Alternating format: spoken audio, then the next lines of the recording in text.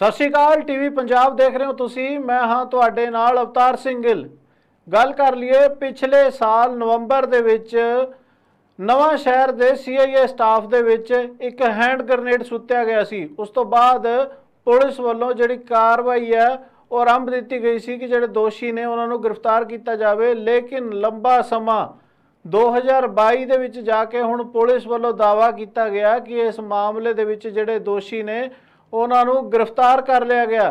ਪਹਿਲਾਂ ਤੁਹਾਨੂੰ ਤਸਵੀਰਾਂ ਦਿਖਾਉਂਦੇ ਆ ਕਿ ਆਖਰ ਕੀ ਪੂਰਾ ਮਾਮਲਾ ਸੀ, ਕਿਸ ਤਰ੍ਹਾਂ ਦੇ ਨਾਲ ਸੀਆਈਏ ਸਟਾਫ ਦੇ ਉੱਤੇ ਇਹ ਜਿਹੜਾ ਹੈਂਡ ਗ੍ਰੇਨੇਡ ਆ ਕੁਝ ਨੌਜਵਾਨਾਂ ਵੱਲੋਂ ਸਿੱਟਿਆ ਗਿਆ ਸੀ ਅਤੇ ਇਸ ਮਾਮਲੇ ਦੇ ਵਿੱਚ ਕੀ ਕਹਿੰਦੇ ਨੇ ਉੱਥੋਂ ਦੇ ਐਸਐਸਪੀ। ਪਹਿਲਾਂ ਉਹ ਸਾਰਾ ਮਾਜਰਾ ਕੀ ਹੈ ਉਹ ਤੁਹਾਨੂੰ ਸੁਣਾਉਂਦੇ ਆ, ਨਾਲ ਤਸਵੀਰਾਂ ਦਿਖਾਉਂਦੇ ਆ ਕਿ ਆਖਿਰ ਮਾਮਲਾ ਕੀ ਸੀ।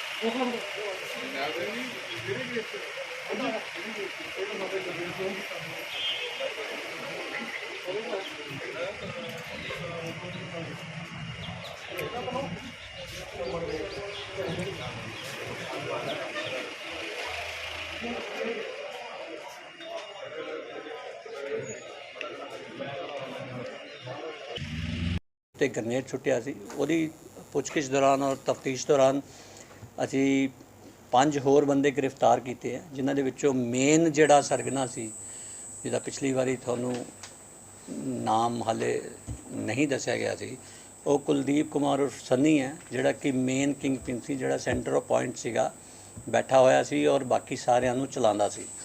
ਉਹਦੇ ਪੁੱਛਗਿੱਛ ਦੌਰਾਨ ਇੱਕ ਤਾਂ ਉਹਦੇ ਕੋਲ ਅਸੀਂ ਪਿਸਤਲ ਰਿਕਵਰ ਕੀਤਾ ਔਰ ਇੱਕ ਉਹਨੇ ਮੰਨਿਆ ਕਿ ਮੇਰੇ ਹੀ ਸਾਥੀਆਂ ਨੇ ਜਿਹੜਾ ਕਲਮਾ ਚੌਂਕੀ ਦੇ ਉੱਤੇ ਬਲਾਸਟ ਹੋਇਆ ਸੀ ਉਹ ਕੀਤਾ। ਉਹ ਲੜਕੇ ਵੀ ਅਸੀਂ ਅਰੈਸਟ ਕਰ ਲਿਆ, ਜਿਹੜਾ ਕਿ ਨੂਰਪੁਰ ਬੇਦੀ ਥਾਣੇ ਦੇ ਵਿੱਚ ਪੈਂਦੇ ਆ। ਔਰ ਉਹਨੇ ਡਿਟੇਲ ਪੁੱਛਗਿੱਛ ਦੌਰਾਨ ਇਹ ਵੀ ਸਾਹਮਣੇ ਆਇਆ ਕਿ 2 ਬੰਬ ਆਏ ਸੀ, ਇੱਕ ਕਲਮਾ 'ਚ ਯੂਜ਼ ਹੋਇਆ ਤੇ ਦੂਸਰਾ ਉਹਨਾਂ ਨੇ ਜਿਹੜਾ ਹੈ ਉਹ ਉੱਥੇ ਕਿਤੇ ਲੁਕਾਇਆ ਹੋਇਆ ਹਿਮਾਚਲ ਦੇ ਵਿੱਚ, ਸਿੰਘਾ ਪਿੰਡ ਹੈਗਾ ਹਰੋਲੀ ਪੁਲਿਸ ਸਟੇਸ਼ਨ ਦੇ ਵਿੱਚ। ਤੇ ਫਿਰ ਉਹਦੀ ਨਿਸ਼ਾਨਦੇਹੀ ਜਿਸ ਬੰਦੇ ਨੂੰ ਉਹਨੇ ਹੈਂਡਓਵਰ ਕੀਤਾ ਸੀ, ਉਸ ਬੰਦੇ ਨੂੰ ਅਸੀਂ ਅਰੈਸਟ ਕਰਕੇ ਉਹਦੀ ਨਿਸ਼ਾਨਦੇਹੀ ਤੇ ਖੂਹ ਦੇ ਵਿੱਚੋਂ ਉਹ ਬੰਬ ਕੱਢਿਆ ਤੇ ਅੱਜ ਉਹਨੂੰ ਵਾਪਸ ਲੈ ਕੇ ਆਏ ਆ ਇਨ ਦੀ ਪ੍ਰੈਜ਼ੈਂਸ ਆਫ ਹਿਮਾਚਲ ਪੁਲਿਸ, ਉਹਨਾਂ ਪੁਲਿਸ ਦੀ ਹਾਜ਼ਰੀ ਦੇ ਵਿੱਚ ਤੇ ਉਹਨਾਂ ਦੇ ਲੋਕਲ ਜਿਹੜੇ ਬੰਦੇ ਸੀ ਉਹਨਾਂ ਦੀ ਹਾਜ਼ਰੀ ਦੇ ਵਿੱਚ। ਸਰ ਕੋਈ ਵੈਪਨ ਵੀ ਮਿਲਿਆ? ਪਿਸਤੌਲ 9mm ਦਾ ਮਿਲਿਆ ਜੀ। 9mm ਰੌਂਦ ਕਿੰਨੇ ਮਿਲੇ ਜੀ ਸਰ? 10 ਰੌਂਦ ਮਿਲੇ ਜੀ ਇਹਦੇ ਨਾਲ। ਇਹ 'ਚ ਲਿਖਿਆ ਹੋਇਆ ਹੈ। ਹਾਂਜੀ, ਕੁਲਦੀਪ ਦੇ ਖਿਲਾਫ ਪਹਿਲੇ ਕੋਈ ਮਾਮਲਾ ਦਰਜ ਹੈ? ਉਸ 'ਤੇ 302 ਦਾ ਕੇਸ ਦਰਜ ਹੈ, ਜਿਸ 'ਚ ਭਗੌੜਾ ਲੁਧਿਆਣੇ ਦੇ ਵਿੱਚੋਂ ਜਦੋਂ ਮਿਊਨਿਸਪਲ ਕਮੇਟੀ ਦੇ ਇਲੈਕਸ਼ਨ ਹੋਏ ਸੀ ਉੱਥੇ ਇਹਦੇ ਕੋਲੋਂ ਮਰਡਰ ਹੋ ਗਿਆ ਸੀ। ਔਰ 2 ਕੇਸਿਸ ਦੇ ਵਿੱਚ ਆਈ ਥਿੰਕ ਬੰਗਾ ਥਾਣੇ ਨੂੰ ਵੀ ਵਾਂਟਿਡ ਹੈਗਾ ਜੀ, 2016 ਦੇ ਕੇਸ ਨੇ। ਹਾਂਜੀ, ਕਾਰ ਸਨੈਚਿੰਗ ਸੀਗੀ ਇੱਕ ਉਹਨਾਂ ਵਿੱਚ। ਸਰ 16 ਤੋਂ ਲੈ ਕੇ 22 ਤੱਕ ਇਹ ਬਚਦਾ ਕਿਵੇਂ ਆ ਰਿਹਾ? ਭੱਜਾ ਹੋਇਆ ਸੀਗਾ ਜੀ, ਕਿਸੇ ਦੇ ਕਾਬੂ ਨਹੀਂ ਆਇਆ। ਸਰ ਪ੍ਰੈਸ ਨੋਟ ਵਿੱਚ ਇੱਕ ਗੱਲ ਲਿਖੀ ਹੋਈ ਕਿ ਕੁਲਦੀਪ ਸਿੰਘ ਨੇ ਜਿਹੜਾ ਟਿਫਨ ਬੰਬ ਹੈ ਅਮਨਦੀਪ ਤੱਕ ਪਹੁੰਚਾਇਆ ਜੀ। ਕੁਲਦੀਪ ਤੱਕ ਇਹ ਟਿਫਨ ਬੰਬ ਕਿਵੇਂ ਪਹੁੰਚਿਆ? ਕੁਲਦੀਪ ਤੱਕ ਇਹ ਟਿਫਨ ਬੰਬ ਪਹੁੰਚਿਆ ਜਿਹੜਾ ਇਹਦੇ ਵਿੱਚ ਹੀ ਨਿਕਲਿਆ ਹੈ ਜਵਤੇਸ਼ ਸਵਿਫਟ ਕਾਰ ਵਾਲਾ। ਜਿੱਥੇ ਜਿੱਥੇ ਵੀ ਡਿਲੀਵਰੀ ਆਉਂਦੀ ਸੀ ਕੁਲਦੀਪ ਆਪ ਨਹੀਂ ਜਾਂਦਾ ਸੀ, ਉਹਨੂੰ ਭੇਜਦਾ ਸੀ ਕਿ ਇਸ ਜਗ੍ਹਾ ਤੇ ਜਾ, ਲੋਕੇਸ਼ਨ ਤੁਹਾਨੂੰ ਦੱਸੀ, ਉੱਥੇ ਲਿਫਾਫਾ ਪਿਆ ਹੋਏਗਾ, ਚੁੱਕ ਕੇ ਲਿਆ, ਉਹਦੇ ਤੱਕ ਪਹੁੰਚਾਉਂਦਾ ਸੀ। ਔਰ ਇਹ ਜਿਹੜਾ ਬੰਬ ਹੈ ਇਹ ਵੀ ਉਹਨੇ ਉੱਥੇ ਉਹਨਾਂ ਕੋਲ ਪਹੁੰਚਾਇਆ। ਸਰ ਜਿਵਤੇਸ਼ ਤੇ ਵੀ ਪਹਿਲਾਂ ਕੋਈ ਹੈਕ ਕ੍ਰਿਮੀਨਲ ਰਿਪੋਰਟ ਨਹੀਂ ਜੀ। ਜਿਵਤੇਸ਼ ਨੇ ਕਿੰਨੇ ਸਰ ਇਦਾਂ ਦੇ ਡਿਲੀਵਰੀਆਂ ਕੀਤੀਆਂ ਨੇ? ਜਦੋਂ 4 ਜੀ। 4 ਤੇ ਉਹਦੇ ਬੰਬ ਦੀਆਂ ਹੀ ਆ ਜਾਂ ਕੋਈ 2 ਬੰਬ ਦੀਆਂ ਤੇ 2 ਨਾਰਕੋਟਿਕ ਦੀਆਂ ਸੀ ਜੋ ਐਡਮਿਟ ਕੀਤਾ। ਪਤਾ ਲੱਗਾ ਪੈਸਾ ਮਿਲਦਾ ਸੀ ਇਹਨੂੰ? ਹਾਂਜੀ, ਡਿਲੀਵਰੀ ਕਰਨੇ ਵਾਸਤੇ ਕੋਈ ਪੈਸਾ ਮਿਲਦਾ ਸੀ? ਪੈਸਾ ਮਿਲਦਾ ਸੀਗਾ ਜੀ, 15,000 ਰੁਪਇਆ ਪਰ ਚੱਕਰ। ਪਰ ਚੱਕਰ। ਇਹਨੂੰ ਕਿੱਥੇ ਮਿਲਦਾ ਸੀ? ਕੌਣ ਦਿੰਦਾ ਇਹਦੇ ਇਹੀ ਦਿੰਦਾ ਸੀ ਜੀ, ਕੁਲਦੀਪ ਅੱਛਾ ਕੁਲਦੀਪ ਦਾ ਹੀ ਇਹ ਅੱਗੇ ਬੰਦਾ। ਪਤਾ ਲੱਗਾ ਕਿ ਕਿੱਥੇ ਯੂਜ਼ ਕਰਨਾ ਸੀ ਬੰਬ ਇਹ? ਇਹ ਹਜੇ ਗੱਲ ਸਾਹਮਣੇ ਨਹੀਂ ਆਈ, ਹਜੇ ਤਾਂ ਲੁਕਾ ਕੇ ਰੱਖਿਆ ਹੋਇਆ ਸੀ। ਉਹ ਹੁਣ ਯੂਜ਼ ਕਿੱਥੇ ਕਰਨਾ ਸੀ, ਕਦੋਂ ਕਰਨਾ ਸੀ, ਇਹ ਚੀਜ਼ ਹਜੇ ਤੱਕ ਆਈ ਨਹੀਂ। ਹੁਣ ਪੁੱਛਗਿੱਛ ਚੱਲੇਗੀ, ਅੱਗੇ ਇੰਟਰੋਗੇਸ਼ਨ ਹੋਏਗੀ ਤੇ ਫਿਰ ਅੱਗੇ ਆਏ। ਕੁਲਦੀਪ ਨੂੰ ਕੌਣ ਦਿੰਦਾ ਸੀ ਟਿਫਿਨ ਨੂੰ? ਰਿੰਦਾ ਪਾਕਿਸਤਾਨ ਬਾਹਰੋਂ ਆਉਂਦਾ ਸੀ, ਉਹਨਾਂ ਨੂੰ ਦੱਸਿਆ ਜਾਂਦਾ ਸੀ ਵੀ ਆ ਤੁਹਾਨੂੰ ਸਮਾਨ ਭੇਜ। ਇਹ ਜਿਹੜਾ ਮਾਡਲ ਆ ਇਹਦੇ ਵਿੱਚ ਰਿੰਦਾ ਔਰ ਇਸ ਮਾਡਲ ਦੇ ਵਿੱਚ ਜਿਹੜਾ ਕੁਲਦੀਪ ਸੀਗਾ ਇਹੀ ਆਪਸ ਕਨੈਕਟਡ ਹੈ, ਬਿਲਕੁਲ। ਸਰ ਕੀ ਮਨਸ਼ਾ ਕੀ ਸੀ? तैयार कितने करता सी टीम में? पाकिस्तान से आंदा सी, पंजाब में करता सी, इंडिया में कितने करता सी? ਇਹ ਅਜੇ ਕੋਈ ਗੱਲ ਸਾਹਮਣੇ ਨਹੀਂ ਆਈ ਜੀ। ਇਹ ਤਾਂ ਹੁਣ ਤਫਤੀਸ਼ ਅੱਗੇ ਫਰਦਰ ਚੱਲੇਗੀ, ਹਜੇ ਬਹੁਤ ਕੁਝ ਬਾਕੀ ਹੈ।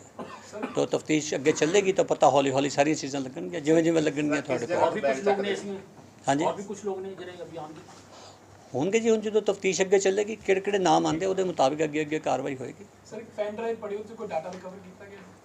ਅਜੇ ਤਾਂ ਨਹੀਂ, ਹਜੇ ਤਾਂ ਲੈ ਕੇ ਆਏ ਆ, ਹਾਲੇ ਤਾਂ ਦੇਖੀ ਵੀ ਨਹੀਂ ਹੈ ਪ੍ਰੋਪਰਲੀ।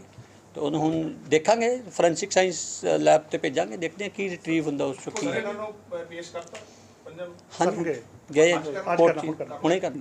ਸਰ ਬੈਗ ਕਿੱਥੋਂ ਚੱਕਦੇ ਸੀ? ਬੈਗ ਕਿੱਥੋਂ ਚੱਕਦੇ? ਡਿਫਰੈਂਟ ਲੋਕੇਸ਼ਨਸ ਤੇ ਉਹਨਾਂ ਨੂੰ ਮੈਸੇਜ ਆਉਂਦਾ ਸੀ ਵੀ ਇੱਥੋਂ ਸਮਾਨ ਪਿਆ ਤੇਰਾ ਆ ਕੇ ਲੈ ਜਾ, ਉੱਥੋਂ ਲੈ ਆਉਂਦੇ ਸੀ।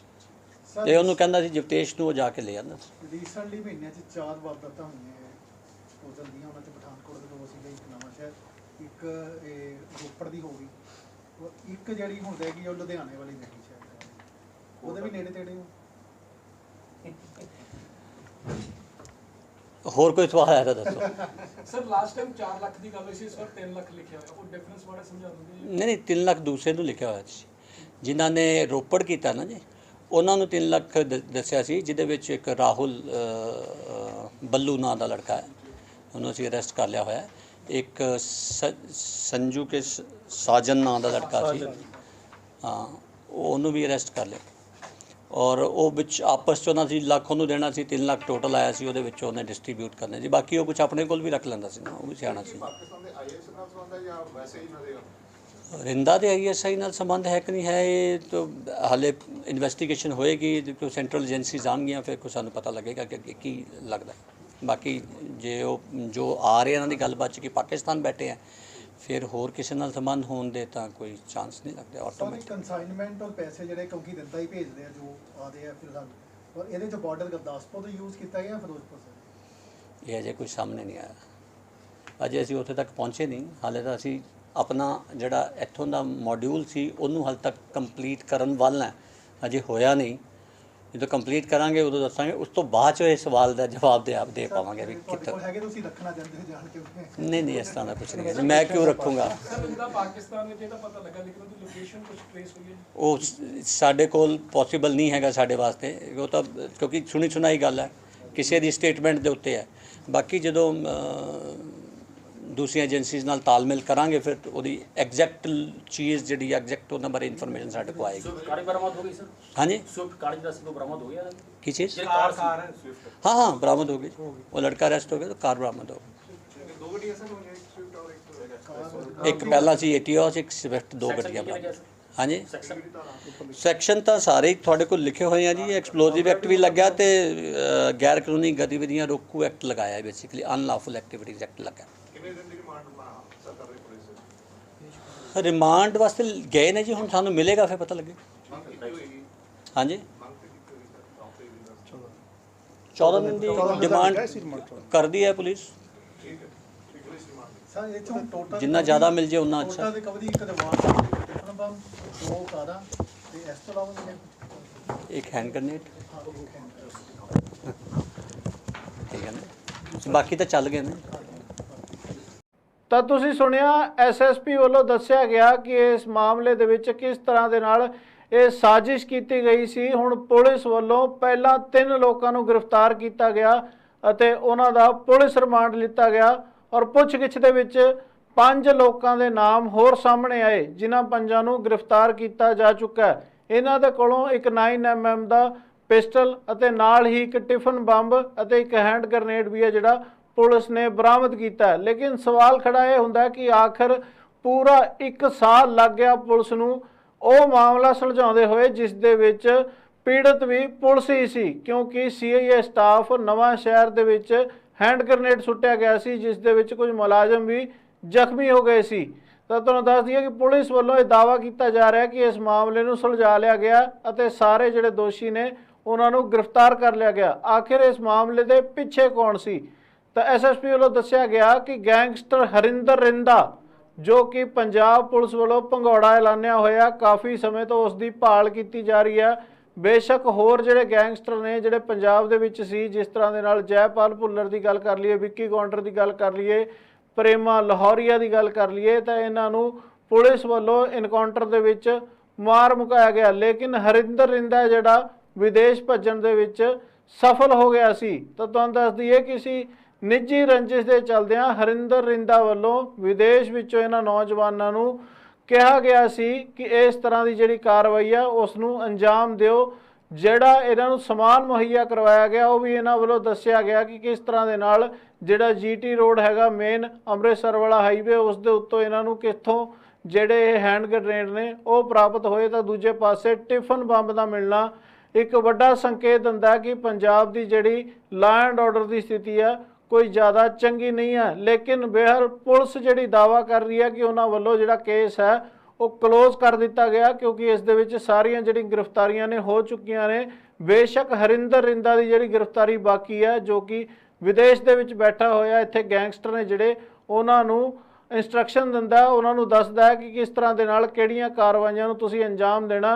उस दे लई भी बकायदा तौर ते विभाग नूं लिखिया जा रहा है कि उस दे खिलाफ जिहड़ा बनदा एक्शन है या फिर उस दे खिलाफ जिहड़ा नोटिस हैगा वो जारी किया जाए तां जो उसकी गिरफ्तारी हो सके। तो तुहानूं दस दईए कि 1 साल बाद पुलिस कामयाब हुई है। नवां शहर जिहड़ा ग्रेनेड कांड होया सी, CIA स्टाफ के उत्ते ग्रेनेड सुट्टिया गया सी, उस दा मामला हल करन दे विच।